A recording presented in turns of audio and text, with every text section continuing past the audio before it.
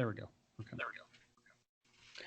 Hey, how's it going, all you maniacs? We are here, Maniac Josh Mansfield, with our Elimination Chamber predictions. Unfortunately, Tyler cannot join us today for our predictions. Something came up for him at work, but I'm honored and privileged to have with me the reigning, defending, undisputed Wrestling Trivia Challenge champion, Greg Cherry. Greg, how are you doing, my man? I'm doing good. I'm looking forward to the Elimination Chamber and, of course, talking about the Wrestling Trivia Challenge Championship. The championship tournament is currently ongoing on the Greg Cherry brand. We have 6 matches up with a 7th to come this Thursday at 6 o'clock Eastern. So check all of those out and see who comes out on top to get a shot at this here in a few weeks. I will say it is a lot of fun watching those videos and trying to guess the answers myself. And Greg, you have been champion for over 1,000 days, and you've been featured on a lot of other high-profile channels, from a lot of other high-profile wrestling YouTube names in the business. So it is an honor to have a great name and legend such as yourself join us for this predictions video. Well, I don't want to call myself, a legend. I feel like that would overinflate the ego a little too much. I mean, the long title reign does it alone, but yeah, I don't want to go call myself a legend. If I was a legend, I'd have way more subscribers and views than I actually do. But I appreciate the compliment at least. That's fair. I mean, to me, anyone that's not me when it comes to wrestling YouTube is considered a legend in my book. So, all right. So we have an interesting Elimination Chamber pay-per-view coming up. Probably one of the most interesting in recent memories. It's a little mind-boggling, honestly, when you look at it. 2 chamber matches, which is traditional. The usual title chamber match for the WWE title. Then you have the chamber for a #1 contendership for the Universal title for a title match later in the night. And weirdly enough, there is no women's Elimination Chamber match on the card this year.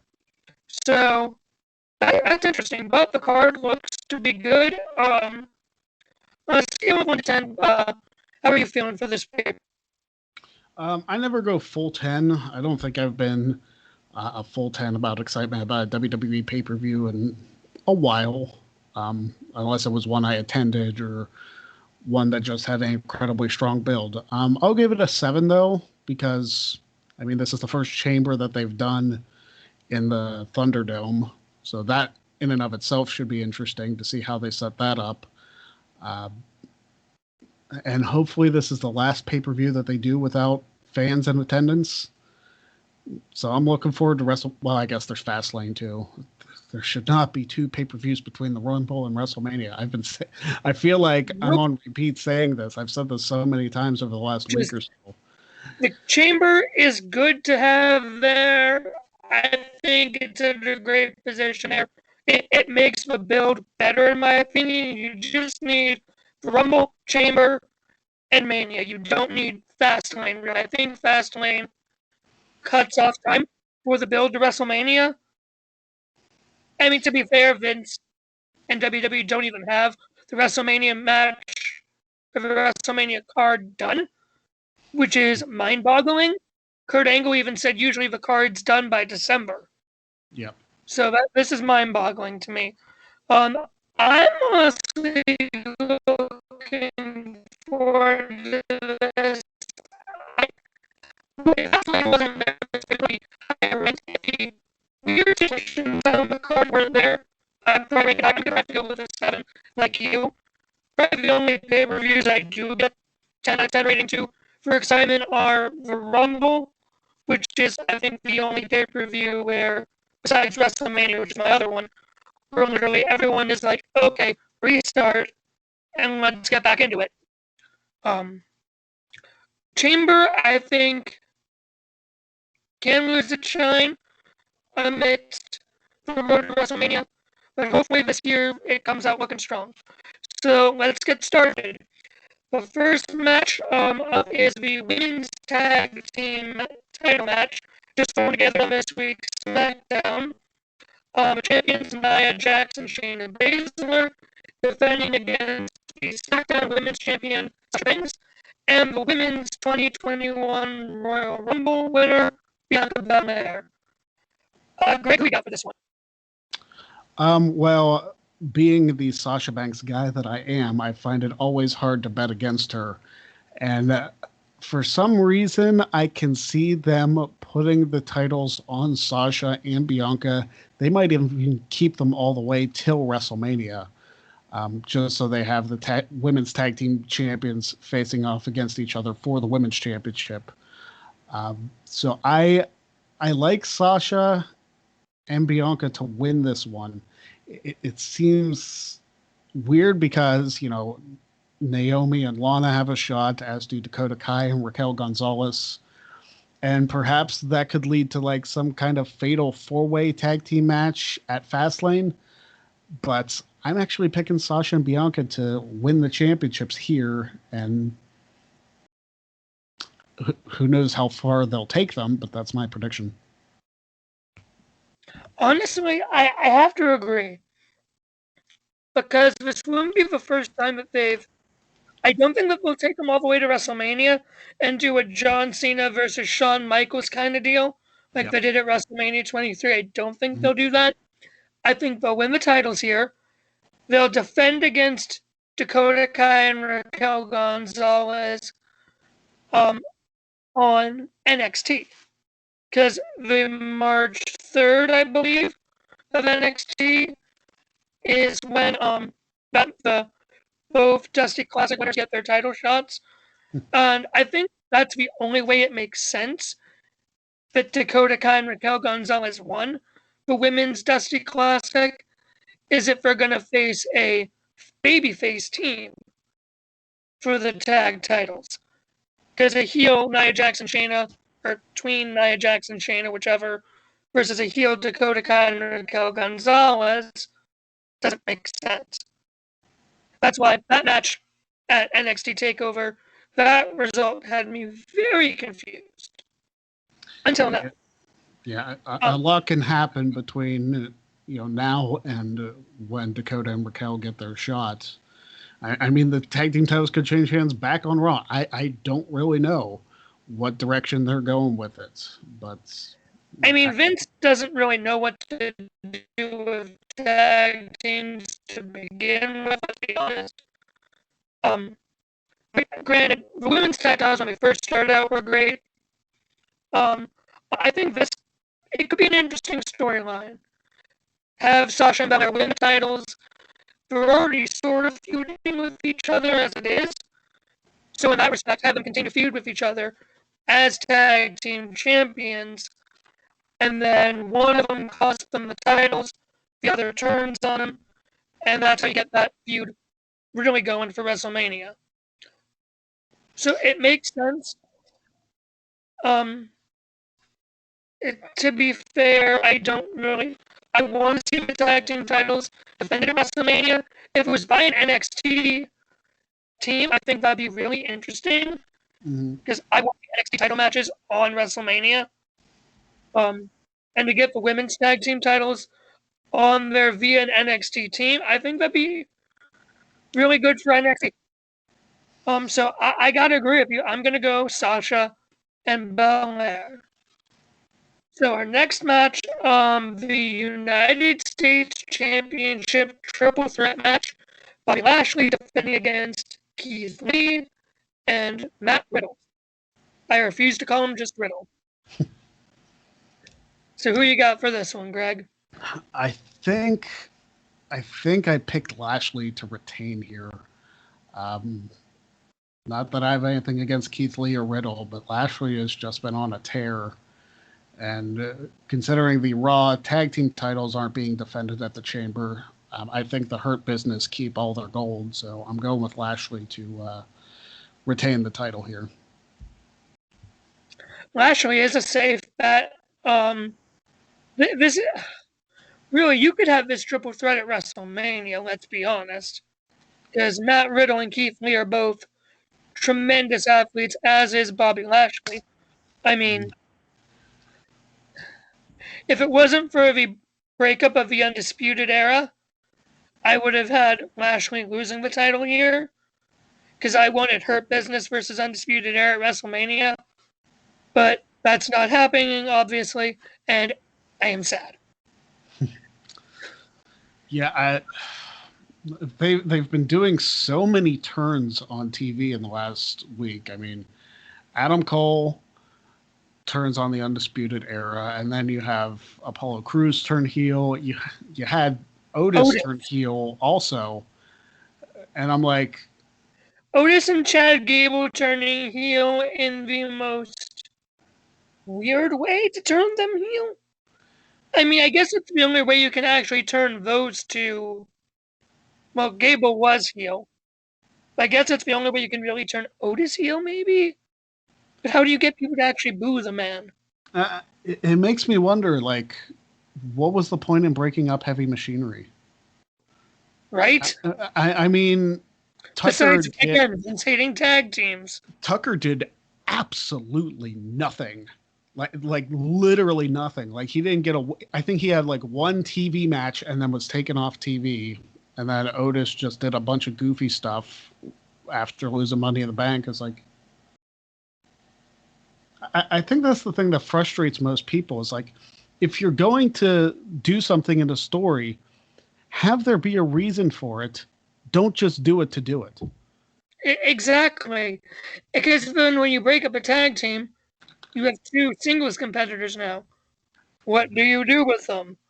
It just makes no sense half the time when Vince decides to break up a tag team, because it just weakens the tag team division. Granted, like, Vince cares about the tag team division apart from the New Day. Or the back to the U.S. title match. Honestly, I would love to see Riddle win this. I would love to see Keith Lee win this. I would like to see one of those two win it without Lashley being involved in the finish. I think that to make... I could see Lee pinning Riddle for it, but... Or do they wait till WrestleMania for that? That's a question. The safe bet is if Lashley's there, the Hurt Business is going to be out there with him. Well, a champion. They could change this now with MVP being injured. They could change that up now. You know? I mean, it could, like, if Cedric and Shelton lose the tag team titles before WrestleMania, I guess you could have a Hurt Business match for the U.S. title. That would be interesting. Yeah, I mean, you'd have three guys who have been U.S. champion and Cedric Alexander. So, I'm not saying it will happen. I don't see why they need to break up the Hurt Business. The Hurt Business is a good thing. Well, I'm not alluding to that. I'm just saying with MVP being injured, right?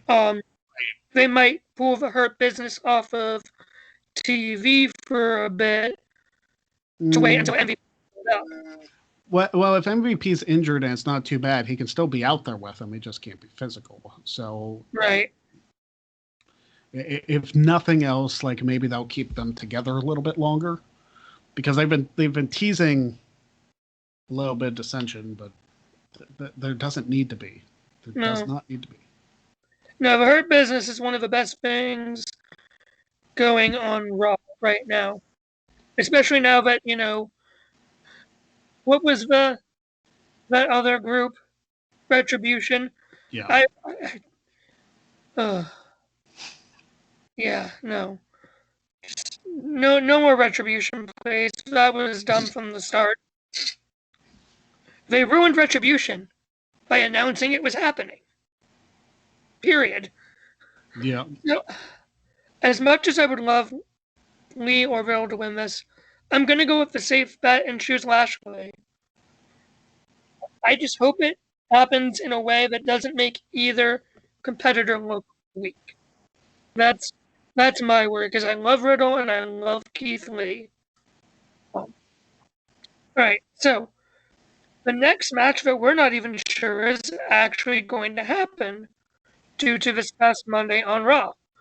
It's not on the Elimination Chamber Wikipedia site, but it's still for some reason advertised on WWE.com. For some reason. And it's the Raw Women's title match between Asuka and the apparently pregnant Lacey Evans. Now, we know that Lacey Evans is not pregnant by Ric Flair legitimately. We know that much. But we're at least pretty sure she is actually pregnant. Like, at least that part in itself is not storyline. We're pretty sure. But they're still advertising this match. Greg, what do you make of it? The fact that WWE.com is still advertising this match makes me think that there's something going on. Because if a woman announces she's pregnant, she obviously cannot compete in the ring for fear of, losing the pregnancy. So if they do a switcheroo, I think that'll be lame to advertise it till the last minute when we kind of know. But they could also do something ridiculous and out of the box and actually have Lacey Evans knock Asuka out and win the championship while being pregnant. I don't know if they'll go that route. I've been thinking a lot about it the last couple days, and I'm thinking, if they're still advertising it, there's a part of me that thinks they'll go through with that. Maybe it's just me, again, overbooking, but I feel like they want to get the title on Lacey no matter what. Even if she has to relinquish it the very next night. Or she could just not relinquish it and just show up on TV pregnant and being like, you can't touch me for a year or something. They would not do that to the Raw Women's title. I mean, they've already buried it over the last year. Why not? See, I think Asuka's done the best that she can with what she's been given. I love Asuka. She doesn't get enough credit on the main roster, in my opinion. Partially because of what they did to her at WrestleMania 34. Yeah. Really. What they did to her and Shinsuke at WrestleMania 34, let's be honest. The problem with Asuka is that her best series of matches as Raw Women's Champion were against a SmackDown superstar. Asuka and Sasha it was the best thing Asuka did as Raw Women's Champion. Period. Yeah. Raw's women's division has been lacking with Charlotte out, with Becky out. I give Asuka credit for carrying the load with Charlotte and Becky out. She's done a good job, in my opinion.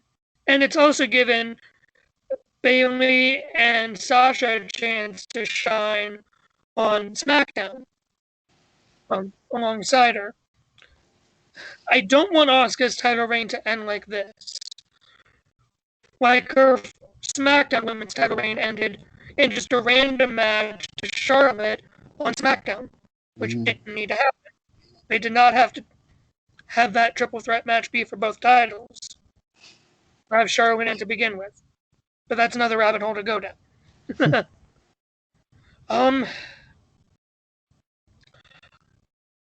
I could see them trying to do a thing with Lacey. I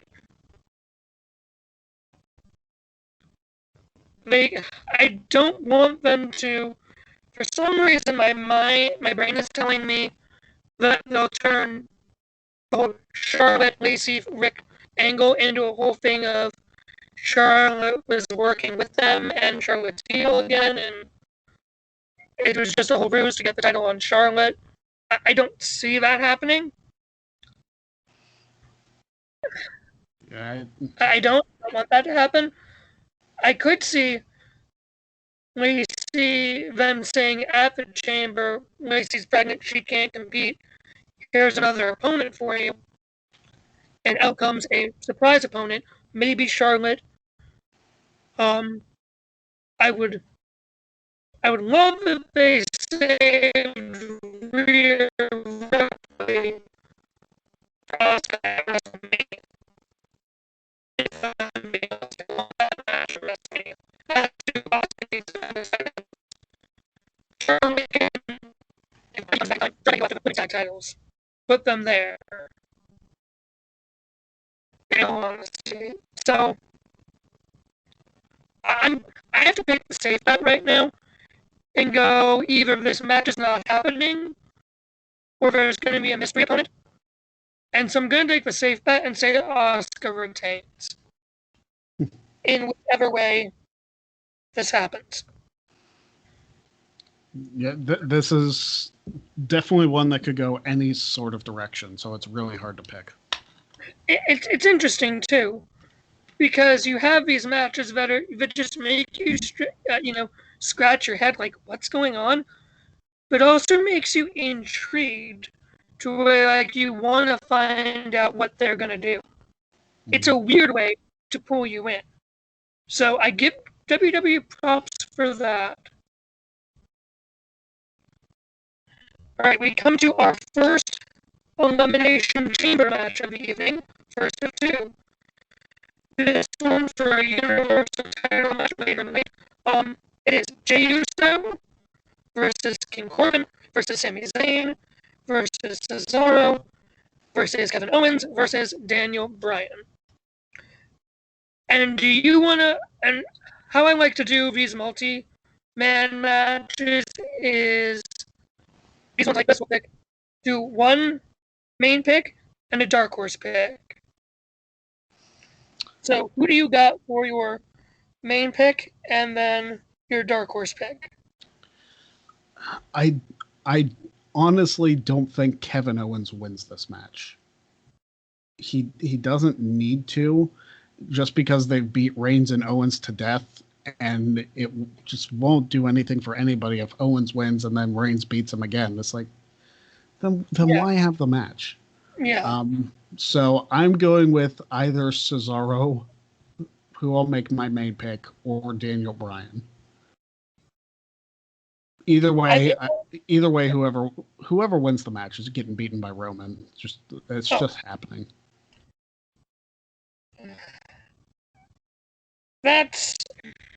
Yeah. I'm gonna go with Daniel Bryan as my main pick, actually. And then Cesaro as my dark horse. Because I think they're trying to do a Kofi version, like a Kofi Mania thing for Cesaro a little bit to try and build him up. I mean, the fans are already behind him. The fans have wanted this for a while. Unless you ask other certain IWC people who will tell you that it'll never work, etc., etc. Yeah. You know what I mean. Yep.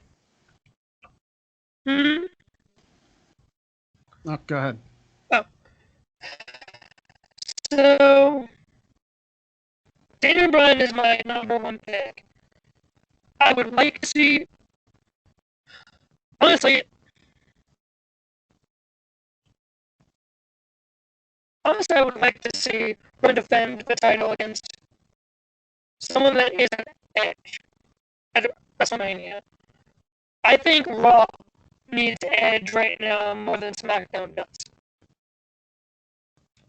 But there's a part of me that thinks WWE might finally pull something. that will pull a big swerve at Elimination Chamber to tick every person off that they can. I'm not going to make it my official prediction because I think it is too bucks, even for WWE. But I'm going to pick Daniel Bryan as my main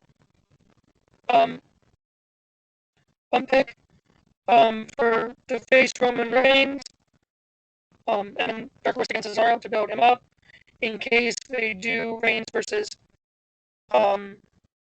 I think they might wait to see the reaction if they do Reigns versus Cesaro at Chamber to see what that reaction would be for WrestleMania. Honestly, I mean, this match is going to be good no matter what. Jey Uso isn't winning. Corbin's not winning. Sami Zayn is definitely not winning. And Daniel Bryan and Cesaro are the only two I can legitimately see winning this match. Now, of course, that goes to the Universal title match later that night. Roman Reigns versus whoever's going to be Daniel Bryan or Cesaro, most likely. Do you see Roman walking out of that match as champion either way? Yeah, I see Roman. There's no reason for Roman to lose, especially to somebody who's already competed in the Elimination Chamber match. So Reigns retains, regardless of which of the six of them win.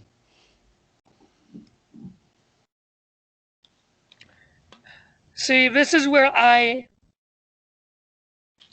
the hardest decision I have to make tonight for these predictions because I have the smart decision to make, or I do the out of the box thinking, sentimental, figuring how everything's working together, mixing it all in my head, spitting it out, and thinking, oh, maybe this is what WWE is doing. My official pick is going to be Roman Reigns. But I'm going to put a big asterisk next to that because what they did on Raw signifies to me that neither Roman Reigns or will be in the Universal title picture at WrestleMania. I can see WWE doing a huge big swerve because in Raw, Kofi Kingston took the place of The Miz in the WWE title elimination chamber. The Miz is free for the night. I can see Daniel Bryan beating Roman Reigns for the Universal title somehow, with the help of Cesaro maybe. Then The Miz coming in to cash in on Daniel Bryan to win the Universal title, setting up The Miz versus Daniel Bryan for the Universal title at WrestleMania, a match I've been wanting to do since Bryan returned. I know that sounds out of the box and crazy, but just because they took Miz out of the Raw WWE title elimination chamber, I think there's a slight, minimal chance that may happen. Not going with it for my official prediction, but I think there is a very, very potential chance of that happening. What do you think? I feel like it's a bit crazy. Yeah, I feel like it's a stretch for him to go over to SmackDown. They don't need Miz on SmackDown. Miz needs to stay on Raw. So if he's going to cash in after any chamber, it's going to be the Raw chamber, which I still don't think he does. And plus, they've already done Daniel Bryan versus The Miz at a SummerSlam a couple years ago, so I don't see the need to revisit that. They did at SummerSlam, but I think if they build up enough, they've been wanting to do this match as a WrestleMania match for years. And I think for the title, that'd make it even bigger honestly. See Miz going into WrestleMania again as champion, finally getting his comeuppance at the hands of Daniel Bryan. Since in those feuds, the feud since Daniel Bryan returned, Miz never did really get his comeuppance. Mm-hmm. It just, Miz getting taken out of a Raw Chamber match made no sense to me until that thought process started going of they could try and revisit Daniel Bryan versus The Miz. It's a long shot, Yeah. and it's why I'm not going with it for my official prediction. But I think it might be something to watch out for on Sunday. Yeah. Part of me thinks Miz is going to hold on to Money in the Bank till after WrestleMania. I do too. I've said if Miz cashes in, Miz needs to win. The whole thing of Money in the Bank, cashing in and not winning the title, I think is ludicrous. I think it should be a guaranteed championship win. Mm-hmm. No matter. That's why I think you need to give it to someone who you want to win the title. Damien Sandow, bad choice. Baron Corbin, bad choice. So, in that respect, I think Miz needs to win the title. At TLC, when Miz cashed in and almost won the thing, that's an understatement. And then when he lost, I was so ticked because I'm a big Miz fan. People have started writing Miz off lately, but the guy's entertaining. The guy's good at what he does. I do want Miz to cash in and win the title. He deserves it. It's been 10 years since he won it. So he deserves it again. I don't think he'll cash in. I don't think he'll cash in for Raw. Maybe SmackDown, maybe, potentially, maybe. But who knows? So that gets us to the final match of the card of the matches that have been announced at the time of recording. The WWE title elimination chamber, Drew McIntyre defending against AJ Styles, Jeff Hardy, Randy Orton, Sheamus, and Kofi Kingston. All former WWE champions. So who do you got for your number one pick and your dark horse? I think Drew retains. I don't see any reason that he needs to lose this match. But I'm going to go with my dark horse. It's completely out of anything else, but I think maybe AJ. Like, I wouldn't mind seeing AJ win the title back in the chamber. So those are my two picks. That is a surprising dark horse. I think what they're trying to do is, personally, I don't want Sheamus versus Drew McIntyre at WrestleMania. Just do that at Fastlane. Get that over with. Yeah. Because that's not a WrestleMania caliber match, in my opinion. Sheamus isn't built up enough for that, in all honesty. So I'm going with Sheamus as my dark horse, just because I think they might do it. I don't think they're going to do Orton if they're not. With how much they are teasing Edge for SmackDown, they're not going to go Orton unless it's Edge. But I think that they put an end to Edge versus Orton. I hope. I mean, they have great chemistry together, but they did their WrestleMania match last year. My number one pick will be Drew retaining. But who do you have him face at WrestleMania if not Edge? There's no top heel on SmackDown for Drew to face anymore.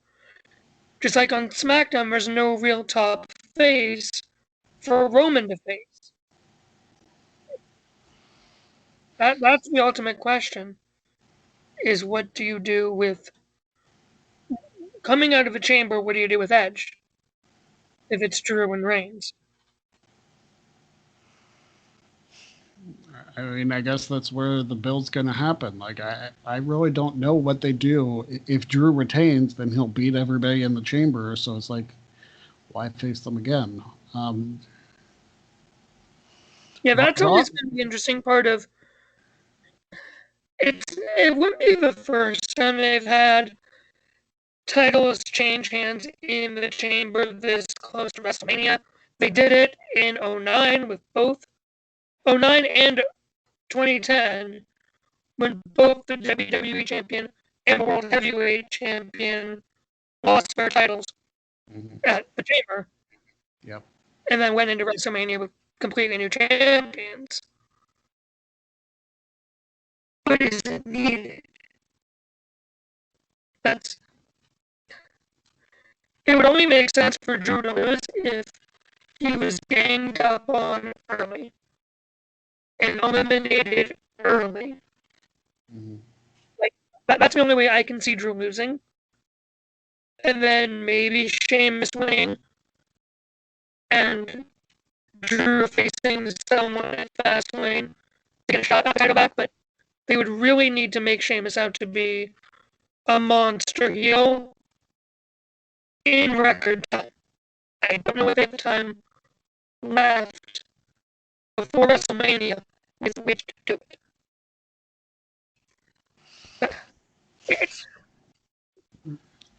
The build to WrestleMania this year is it's weird. It's really weird this year. Weirder than last year's, I gotta admit. Yeah, this is one of those pay-per-views where you just kind of have to watch and go along with it because it's so hard to predict because you don't know what direction they're going to go. Which I guess in retrospect, WWE doesn't even know what direction they're going to go. That's very true. So it's kind of like we all watch together and see what happens. So I mean, maybe it's good on them. It's like there's so much uncertainty that you kind of got to tune in to see what happens. But we'll see if it's a strategy that pays off. True, because yeah, it'll be interesting to see what all happens, and then there's all the other matches for WrestleMania that are being predicted that haven't even started being built yet. Well, some have, like rumored Braun Strowman versus Shane McMahon at WrestleMania, which I would love that because I am a full-on Shane McMahon fan. As am I. Me. Thank you. Thank you. Thank you. This is why you are one of my favorites, Greg. I went so far in my Shane McMahon appreciation that I said that he should have been the one to take the title from Kofi Kingston in 2019. I remember you saying that. I remember being behind Shane McMahon winning the WWE title. Every time WWE Shop posts something new, half the time I'm in the comments like, when are we getting Shane McMahon merch back on WWE Shop? I know, it's so frustrating. Like, I had to get like a custom-made Shane jersey, which is it's kind of iffy. It doesn't look bad, but the fact that it's not like an official Shane jersey is still kind of frustrating. But there's a bunch of old WrestleMania 32 Shane jerseys, like on eBay, everything. Yeah. But I hope if Shane is wrestling at WrestleMania, they put Shane merch back on WWE Shop. Yeah. But yeah. And Greg, I know we've gotten off topic a bit, but that, trust me, for those who watch the show, you guys know that us going off topic is a regular, normal occurrence when we go off on a rant on WWE or events or anything really. Chamber. What were you going to say? I was going to say, if anybody watches my shows with Jeff Meacham, you know off topic's all we do, so.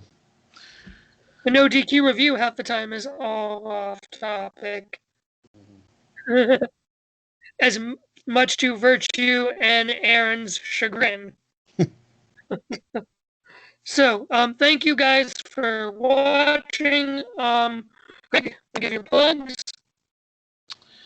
You can follow me. I actually have a link tree on my Twitter for all of my links. So just go to my Twitter at Greg Cherrybrand, all one word, and you will find the links to everything, the YouTube page, the Teespring pages. I have a lot of designs up on all of those. So go check those out. Go buy a shirt. Help support me. I'm poor. Um, Go check out the YouTube channel, Greg Cherrybrand. The Wrestling Trivia Challenge tournament rages on over there. So the first round is almost over. So you want to catch up on all the first round matches before we get into the second round here in a couple weeks. And I think that's pretty much it for me. Yeah, again, thank you so much, Greg, for graciously agreeing to be our guest tonight for this. Much appreciated, my friend. For Joshamania, I am Maniac Mansfield.